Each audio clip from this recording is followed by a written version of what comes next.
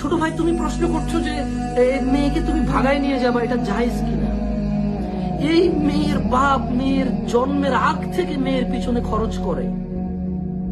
এই মেয়ের বাপ মেয়ের চিকিৎসা, খাদ্য, এর মানে বাসস্থান, এর চিকিৎসা, এর শিক্ষা, এই যাতে বিচক্ষণ হয়, এর পড়াশোনা, সবকিছুর খেয়াল রাখে।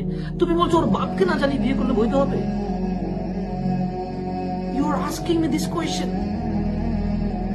ওকে, বাংলাদেশের যুবক যুবতীদেরকে আমি বলতে চাই, ওকে তোমরা কনফিউজড, তোমরা ইউটিউবে শুনছো যে মুহাম্মদ সাল্লাল্লাহু আলাইহি ওয়াসাল্লাম বলেছে মেয়ের অভিভাবক ছাড়া বিয়ে বাতিল বাতিল বাতিল। আবার তোমরা শুনছো যে হানাফি মাযহাব অনুযায়ী কোন মেয়ে যদি বিবেক বুদ্ধি হয়ে যায় সে নিজে নিজে বিয়ে করতে পারে, চাইলে ভালো মন্দের বুঝতে। তোমরা কনফিউজড, একদিকে হাদিস, একদিকে ফিকহি ফতোয়া, কোনোটা ফেলে দেওয়ার মতো না। তুমি দুই দিকেই প্রচুর কথা পাচ্ছ, এইদিকেও অনেক ফেমাস আলেমের কথা, ওইদিকে অনেক ফেমাস আলেমের কথা। You are confused, right? Okay, let me ask you a question, brother. A simple question.